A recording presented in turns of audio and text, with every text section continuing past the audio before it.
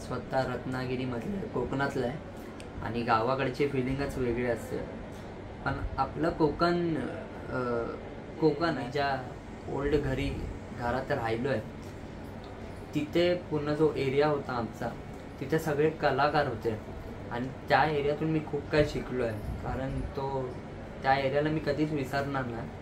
CST Chhatrapati Shivaji Maharaj terminus. तिथून मी मम्मीला बोललं की मम्मी सगळं करते आणि माझी मम्मी खूप अशी मला जे पाहिजे ते करायला सांगतो. जेवढे पण तुम्ही रील्स करताय ना, रील्स करा, कॉमेडी करा, कुठले पण तुम्हाला वाटतंय तसं करा, पण स्टेज नक्की करा. स्टेज केल्याने खूप शिकायला. आयडी होते, 2 आयडी होते माझे इंस्टाग्राम. हे तिसरा अकाउंट आहे. आणि ते 2 आयडी होते ना, त्याच्यावरती माझे हॅक झालेले. माझ्या मामाने आहे ना माझ्यासाठी खूप केले येतात, पण मला इंटरेस्टच नाही. तर मला रिक्वेस्टच नाही दिसत कुणाच्या. आणि नंतरला मला समजतं की हिने मेसेज केला असं तसं, पण मी नाही बघत. जास्त करून मेसेज तर नाही बघत, मी रिप्लायच नाही देत कुणाला. Big congratulations. मराठी चित्रसृष्टीमध्ये तुझं स्वागत आहे. 33 मिलियन प्लस क्रॉस झाले ती यूट्यूबला आणि ओव्हरऑल इंस्टाग्रामला आणि वगैरे ट्रेंडिंग सॉन्ग चालत आहे. काय फिलिंग्स आहे, काय सांगशील? खूप भारी वाटतं आहे. नखरेवाली हे गाणं पहिलंचं खूप आवडतं आहे सगळ्या लोकांना आणि प्रेक्षकांचं प्रेम बघून खूप भारी वाटतं आहे. कारण सगळेच कमेंट्स वगैरे करतात. माझे मित्रमैत्रिणी सगळे मला कॉल करून विचारत आहेत की भारी झालं आहे सॉन्ग. रील्स करत आहेत, त्यांच्या इथं वाचत आहेत जेव्हा मला व्हिडिओ पाठवतात आणि डान्स वगैरे व्हिडिओ करून मला शेअर करतात की आम्ही पण केलं आहे सॉन्गवर रील आणि त्यात तुझं गाणं आहे. आणि मम्मी पप्पांना पण आवडलं आहे गाणं. जेव्हा मम्मी पप्पांनी लॉन्चलाच बघितलं तेव्हा बोलले की हिट आहे सॉन्ग आणि प्रत्यक्षात हिट झालं आहे आणि खूप भारी वाटतं आहे. गावाकडे जसं तू म्हणाले नाशिककडे शूट झालं आहे, तर तो एक्सपिरियन्स कसा होता तुझा गावाकडचा? गावातला तर मी तर स्वतः रत्नागिरीमधलं आहे, कोकणातलं आहे आणि गावाकडची फिलिंगच वेगळी असते. पण आपलं कोकण आहे. आणि नाशिक मी कधी बघितलं ना, नाशिकमध्ये खूप शूट झालं माझे सॉन्ग वगैरे. तर नाशिक पूर्ण आता समजायला लागलं आहे मला, कारण खूप गाणी तिथंच शूट झाले आणि खूप भारी आहे ते गाव. जे होतं आम्ही जिथं शूट केलं ते गाव खूप शांत आहे आणि आम्हाला करून दिलं आणि शूट वगैरे आणि खूप भारी वाटलं त्यांच्यासोबत काम करायला. जेवढे पण गावातले होते तिकडचे, तर त्यांना पण भारी वाटलं की आमच्या गावात सॉन्ग शूट होत आहे, तर त्यांनी कौतुक केलं. तुमची जी गाण्याची स्टेप आहे ते सगळेजण तुम्ही आता बघाल की ती खूप फेमस झाली आहे. हळदीतही सगळीकडे चालतं. आणि सो ती स्टेप करताना जी पहिली तू स्टेप शिकला त्याच्यामध्ये डिफिकल्टीज किंवा कशा काय आला? नाही, मला तर नाही होत कधीच. मी डान्सर आहे मेन बात. मला कुठली पण हार्ड स्टेप दिली तरी पण मी चुकत नाही. म्हणजे मी समोरचा जो शिकवणारा असतो त्याला बोलायला चान्सच नाही देणार. रितेश कांबळे डायरेक्ट करून टाकतो. आणि जो अर्चित त्यांनी शिकवलं आहे ती स्टेप वगैरे, आणि खूप बऱ्याच गाण्यामध्ये त्यांनी सगळे नऊवारी गुलाबी साडी ह्याच्यात त्याची स्टेप आहे त्यांनी बसवलेलं. आणि आत्ता नखरेवाली तर त्याच्या हिट स्टेप आहेत. आणि मला असंच वाटतं की तो असेच स्टेप करत राहू द्या, कारण मला खूप आवडली ती स्टेप. त्याच्यावेळी ती प्रॉपर ती जाते ती स्टेप आणि सगळ्यांना आवडले स्टेप. म्हणजे चांगलं वाटतं ते. त्या लोकांना जमत नाही, ज्या लोकांना जमत नाही तरी पण ते लोक करतात ना, ते तर मला खूप भारी वाटतं की काहीतरी करतात. म्हणजे तुला जी स्टेप सांगितली ती तू पहिल्या ह्याच्यात लगेच कॅचअप केला आणि तू लगेच शिकला. पण तुझ्यासोबत अंकिता होते, निक होता, अंकिता होता. मी एकदाच बघतो. मी जेव्हा मला शिकवत असेल मी त्याला एक सांगतो की मला एकदा स्टेप करून दाखव. माझा असं आहे ना की मी एकदाच त्याची स्टेप बघल, तो पूर्ण करणार आणि मी सेम करणार. असं आहे. मी एकदाच बघतो आणि एकदा बघितलं की मी परत तसंच सेम करणार. आता तू जसं सांगितलं की त्याच्या आधी तू प्रशिक्षण वगैरे कुठे काही शिक्षण वगैरे डान्स बद्दल घेतलेस का? डान्स म्हणजे मी हिपहॉप करायचो आधी. त्याच्यानंतर मग ते हिपहॉप सोडून टाकलं आणि त्याच्यामुळे मला डान्स येतो. आणि मी एरियात म्हणजे मी ज्या ओल्ड घरात राहिलो आहे तिथे पूर्ण जो एरिया होता आमचा तिथे सगळे कलाकार होते आणि त्या एरियातून मी खूप काही शिकलो आहे. कारण त्या एरियाला मी कधीच विसरणार नाही. CST छत्रपती शिवाजी महाराज टर्मिनस तिथून मी आलो आहे 01 मधून आणि मला खूप प्राऊड होतं आहे. त्या चाळीतला पोरगा आहे मी, BMC चाळ. आणि त्यांना पण प्राऊड होतं जिथे राहिलेल्या माणसांना, तुझ्या आजूबाजू शेजारी वगैरे. त्याला भारी वाटतंय आणि असंच प्रेम करत राहू दे. त्यांनी पण खूप सपोर्ट केला मला. काय लोक होती मला नाव ठेवणारी पण त्यांच्याकडे लक्ष नाही दिलं. पण मी खूप मेहनत केली आणि तेव्हा त्यांना खूप प्राऊड वाटलं. आणि मी तिथूनच शिकलो. मी जेव्हा तिथे डान्स करायचो तर आमच्या इथे डान्स वगैरे असायचे, त्याच्यात मी डान्समध्ये जायचो. मी बाहेर चाळीतली संस्कृती थोडक्यात चाळीतली तर सगळं करायचो. आणि नाटक पण केलेत मी, खूप नाटक केलेत आणि त्याच्यामुळं मला म्हणजे ॲक्टिंग येते, म्हणजे थोडीफार येते, एवढी काय नाही. आता तू जसं सांगितलं की तुझा प्रवास हा चाळीतून सुरुवात झाली आहे, तू रील्स वगैरे पण थोडक्यात तिथून स्टार्ट केले. सो पहिला डान्स आणि नंतर मग रील्स वगैरे तू चालू केले असशील थोडक्यात. तर तुझा तो प्रवास कसा होता? डान्समध्ये तर पप्पा नाही पाठवायचे मला आणि मम्मी मला खूप सपोर्ट करायची. मम्मी माझ्या घरच्यांना कुणाला माहीत नव्हतं. मी मम्मीच्या समोर ओपन आहे पूर्ण. कारण एक असं बघा, पप्पासमोर नाही बोलू शकत जे वाटतं मला. मम्मीला बोललं की मम्मी सगळं करते आणि माझी मम्मी खूप अशी मला जे पाहिजे ते करायची. आणि मी जेव्हा बोललो की मला डान्स करायचा आहे तेव्हा ती बोलली की पप्पांना आता कसं आहे घरी प्रॉब्लेम होते, तर बोलली काय नको शिक असं तसं. पण मी मम्मीच्या पाठी लागलो तर मम्मी मला लपून लपून पाठवायची मला ते आठवतं अजून पण. आणि पप्पा कामाला जायचे तेव्हा प्रॅक्टिसला जायचो आणि सगळं मग नंतरला समजायला लागलं पप्पांना की मी डान्स पण करतोय असं तसं. आणि मी हिपहॉप करायचो. हिपहॉप नंतर फोक डान्स वगैरे मी सगळं केलं आहे. त्याच्यामुळं मला डान्स येतं आणि मी तेव्हा शिकलो. आणि जेव्हा मी बंद केलं डान्स वगैरे, मी बोललो की मी आता सोडून टाकतो. आणि त्याच्यानंतर मी नाटकाकडं खूप लक्ष दिलं. म्हणजे माझ्या एरियात म्हणजे एक सांगतो, जेवढे पण तुम्ही रील्स करताय ना, रील्स करा, कॉमेडी करा, कुठले पण तुम्हाला वाटतंय तसं करा, पण स्टेज नक्की करा. स्टेज केल्याने खूप शिकायला भेटतं. कारण मी पण स्टेज करून आलो आहे आणि मला ते खूप भारी वाटलं. आणि स्टेज करण्यात खूप मजा आहे.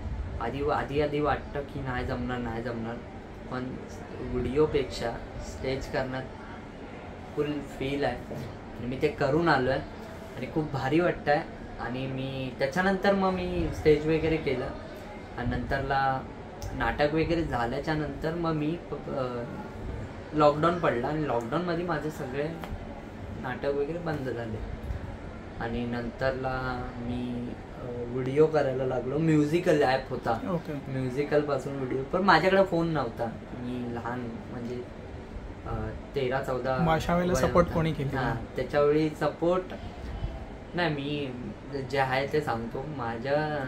मी जेव्हा मागायचो फोन तर मला द्यायचं नाही. माझ्या भाऊ वगैरे ते कामाला असायचे, त्यांना जायचं असायचं. मोठा भाऊ.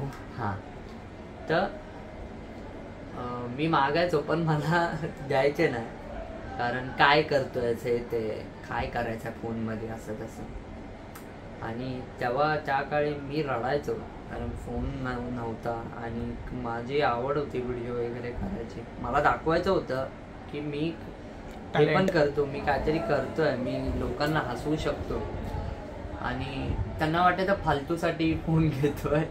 पण त्यांना आत्ता कळतंय की ती व्हॅल्यू त्यांनी तेव्हा दिलं असतं तर अजून आतापर्यंत कुठे असतं. पण अजून पण माझ्याकडे आता मी घेतलं स्वतःचा आयफोन वगैरे, माझ्याकडे सगळं आहे. मी स्वतःचं घर घेतोय आणि खूप भारी वाटतंय तेव्हा. आणि माझे भाऊ वगैरे आता माझं नाव काढत आहेत, त्यांना पण चांगलं वाटतंय.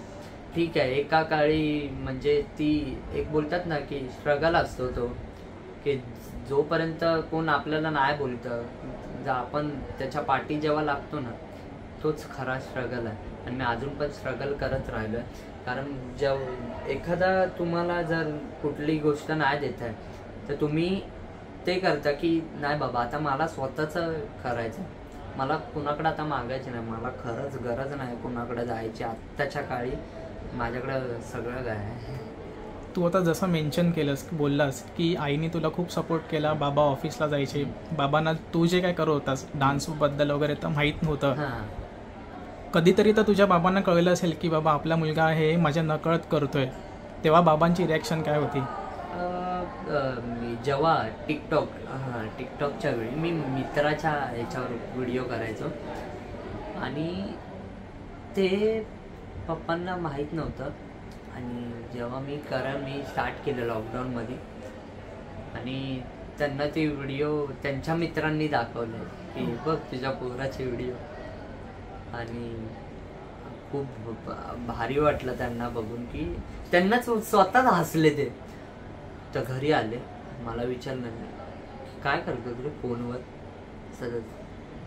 मी घाबरलो, पण आता पप्पांना समजलं म्हणजे काय करायचं आता. आणि तेव्हा नंतरला पप्पा बोलले की चांगलं करतोयस असं तसं. आणि तेव्हा एवढा स्क्रीन टचचा फोन नव्हता ना, तर त्याच्यामुळं मी मित्राच्या वगैरे फोनवरून करायचो. आणि मग नंतरला सगळे बोलले की चांगलं करतोय, तेव्हा मला सपोर्ट प्रॉपर भेटला घरातून आणि मी तेव्हा स्टार्ट केलं. आणि तेव्हापासून आत्तापर्यंत माझी फॅमिलीच आहे लास्टपर्यंत. ओके. सो प्रत्येकाच्या आईवडिलांना वाटतं की आपल्या मुलांनी काहीतरी करावं, प्रत्येकाच्या आईवडिलांचं स्वप्न असं की माझा मुलगा इथे इथे दिसला पाहिजे. तर तो सपोर्ट तू पहिला बोललास की माझ्या आईने पहिला सपोर्ट केलेला होता, नंतर वडिलांना कळलं, वडिलांनी पण सपोर्ट केलं, पण त्याच्यामध्ये पण काही अपडाऊन्स येतात. सो ते तू अपडाऊन्स कसे फेस केलेस? सगळं आता करायला लागलं. कारण मी एक टायमिंगला म्हणजे माझे जे ID होते, 2 ID होते माझे इंस्टाग्राम, हे तिसरा अकाउंट आहे. ओके. आणि ते 2 ID होते ना, त्याच्यावरती माझे हॅक झालेले. तर पहिला ID हॅक झाला तेव्हा मी बोललो की परत स्टार्ट करू, आणि सेकंड ID पण हॅक झालं. तर मी बोललो मी सोडायचा विचार केला, मी आता नाही करायचं, सगळं बंद करून टाकायचं. पण नंतरला माझा मामा, गुड्डू मामा, तो डायरेक्ट बोलला की आपण तिसरा ID ओपन करू आणि स्टार्ट करू. आणि आत्ताच्या याला माझे 5.7 मिलियन फॉलोअर्स आहेत. ओके. आणि तेव्हा मग मी आत्तापर्यंत थांबलोच नाही आणि कधी थांबणार नाही. ओके. सो म्हणजे थोडक्यात तुला तुझ्या मामाने पुश केलं हे सगळं करण्यासाठी? मामाचा मला खूप सपोर्ट आहे. कारण माझ्या जेवढे पण माझे ग्रुप आहेत त्यांना माहीत आहे की गुड्डू मामा किती इम्पॉर्टंट आहे माझ्यासाठी. त्याचं लव्ह यू मामा. Okay, great. की खूप चांगलं वाटतं या गोष्टी की स्ट्रगल करून पण तू आजपर्यंत इथे पोहोचलायस. माझ्या मामाने आहे ना माझ्यासाठी खूप केलं. भले म्हणजे तो त्याचा आधीपासूनच होतं की मी माझा व्हिडिओ आहे ना तो डान्सच्या करून तो टाकायचा यूट्यूबला आणि त्याला व्ह्यूज जायचे. त्याला विचारायचे की कोण आहे आणि हा प्राऊडने बोलायचं की मला भाचा आहे असं तसं. आणि मामाला लय चांगलं वाटायचं. तेव्हापासून मामा मला बोलायचा तू स्टार आहे. आणि तो अजून पण बोलतो. आरके मला बोलतो आरके. तो आधीपासून लहानपणापासून बोलायचा आरके म्हणजे रितेश कांबळे. मग तू स्टार आहे. आणि डायरेक्ट तो त्यांनी मला जो सपोर्ट केला ना तो सपोर्ट माझ्या घरच्यांनी पण नाही कधी केला. माझ्या घरच्यांनी पण कधी केला नसेल तो सपोर्ट. आणि मग तसाच आहे तो, असाच राहू द्या. आणि मामाचं प्रेम खूप आहे भाच्यावर त्याच्या. त्यांना माहीत आहे भाचा आलाय पुढे जाणार आहे म्हणून त्यांनी ऑलरेडी पुढे गेला, खूप सपोर्ट केलाय आणि असाच सपोर्ट करत राहणार तो. ओके. सो काही अपकमिंग प्रोजेक्ट्स वगैरे आता काही आहेत लिस्टमध्ये? आहेत, खूप आहेत. सॉन्ग वगैरे आहेत. मग मी फिल्म पण करतोय आणि लवकरच ती पण दिसेल. ओके. सांगेल मी. सो एक क्वेश्चन आहे तुझ्यासाठी की तुझ्या स्वप्नातली नखरेवाली कशी असेल? स्वप्नातली नखरेवाली साधी. कारण मी रागवतो खूप, आणि मला काय काय गोष्टी समजत नाही तर समजून घेणारी, आणि मला टाईम पण तेवढा देता येत नाही, आणि त्यात मला टाईम पण देता येत नाही, आणि तो टाईम नखरेवालीचं नको, नखरे पाहिजेत, थोडे तरी पाहिजे, पण माझे खूप नखरे आहेत आणि मला समजून घेणारी. मला काय काय गोष्टी म्हणजे लगेच समजत नाही, आणि त्याच्यात ती समजून घेतलं ते खूप टिकू शकतं, खूप पुढे जाऊ शकतं, आणि तिला कोण दिसलाच नाही पाहिजे माझ्याशिवाय, मीच जे आहे ते मीच. आणि मी थोडा रागीट आहे, मी रागवतो, म्हणजे मी दाखवत नाही, पण जो मला मी ज्याच्यावर जीव लावतो त्याच्यावर मी रागवतोच, आणि तेव्हा त्यांनी समजून घेतलं पाहिजे असं तसं. आणि मी जरा टाईम नाही देत, मला थोडा टाईम भेटत नाही सगळ्या ह्याच्यामध्ये, तिने तेव्हा पण समजून घेतलं पाहिजे. आणि बस तिला माझ्याशिवाय काय दिसलंच नाही पाहिजे, आणि मला पण तिच्याशिवाय काय दिसलंच नाही पाहिजे, आणि अशी पाहिजे एकदम साधी, एकदम सिम्पल. माझ्याहून थोडी गोरी असली तरी चालेल, पण गोरीच नको, अशी गोरीच पाहिजे असं नाही, गोरी पण चालेल, तर सावळी चालेल, पण माझ्या एवढी नको, बस माझ्या थोडी चांगली पाहिजे. आणि काय माहिती भेटेल की नाही भेटणार आयुष्यात. DMs तर इंस्टाग्रामला येत असतील, DMs वगैरे येतात, पण मला इंटरेस्टच नाही तर मला रिक्वेस्टच नाही दिसत कुणाच्या, आणि नंतरला मला समजतं की यांनी मेसेज केला असं तसं, पण मी नाही बघत, जास्त करून मेसेज तर नाही बघत, मी रिप्लायच नाही देत कुणाला. आणि मला म्हणजे असं नाही वाटत नशिबात असेल कोण, म्हणून दादा सॉन्गमध्ये दाखवतो तुमच्या नशिबातच नाही पोरगी असं. आणि असं लागतं, आणि रिअलमध्ये पण तसंच असेल मला असं वाटतंय, कारण सॉन्गमध्ये आहे ते रिअलमध्ये पण असू शकतं. ठीक आहे प्रशांत दादा, तुला नंतरला बघतो. जसं आता तू मेन्शन केलंस की तू तुझं स्वतःचं घर घेतलंयस, घर घेतल्यानंतर आईबाबांसाठी हे सरप्राईज होतं? घेतलं नाही, मी घेणार आहे. ओके. म्हणजे अजून काय झालं नाही, पण खूप प्लॅनिंग आहे आणि होणार प्रोसेसमध्ये. हां, प्रोसेसमध्ये सगळं चालू आहे, काम वगैरे सगळं चालू आहे, आणि सगळ्यांना माहीत आहे, आणि होईल ते लवकरच. इथून बघतायत दोघं, माझा भाऊ. ओके. निकनी घेतलाय घर. ओके. हो. आणि खूप भारी वाटतंय, कारण आपल्यामधलाच पोरगा 10x10च्या रूममधून आलेला पोरगा आज स्वतःचं घर घेतो ना, खूप प्राऊड आहे, कारण मी पण त्या ह्याच्यामधून आलेलो आहे, आणि तो पण तिथूनच आलेला. तर ती वाईब मॅच होणं लय इम्पॉर्टंट आहे, आणि खूप मला प्राऊड वाटतं निकवर, कारण एवढ्या लहान वयात त्यांनी घर घेतलं, आणि त्याला पण आता प्राऊड वाटतंय की मी पण एवढ्या लहान वयात घर घेतलं. त्याला भारी वाटतंय, आणि असंच सपोर्ट करत राहा. प्रेक्षकांचं प्रेम असेल तर सगळं काय होऊ शकतं, आणि जर म्हणजे तसं प्रेम नाही केलं, म्हणजे तसं सपोर्ट नाही केलं, तर आम्ही परत प्रयत्न करू, परत अजून तसंच ट्राय करू. आणि आम्ही असे ट्राय करतोय नवीन प्रोजेक्ट आणायचं वगैरे, पब्लिकला ते आवडले पाहिजे. आणि सगळे आता बोलतात फिल्ममध्ये जा लवकर, मोठ्या पडद्यावर येईल, बरोबर येईल, लवकरच येणार आहे. कारण काय म्हणजे जे क्रिएटर आहेत ना, ज्यांना जे नाही आहेत ते पण आज फिल्ममध्ये आहेत, म्हणजे काय बोलतात. आणि जे खरे कलाकार आहेत त्यांना अजून चान्स नाही भेटलाय, तर मी लवकरच चान्स करणार, आणि खूप असंच प्रेम करत राहा, सपोर्ट करत राहा. मी तुम्हाला नवीन मोठ्या पडद्यावर दिसणार लवकरच. खूप भारी वाटलं तुझी स्टोरी ऐकून. थँक्यू. लवकरच तुझं स्वतःचं घर हवं, जसं तू आता मेन्शन केलं निकनी पण घेतलं, असंच तुला अजून खूप काही गोष्टी मोठ्या मिळत जावं, आणि तू त्या लेवलला पोचावास. थँक्यू. असे आमच्याकडनं पण तुला शुभेच्छा आहेत. थँक्यू.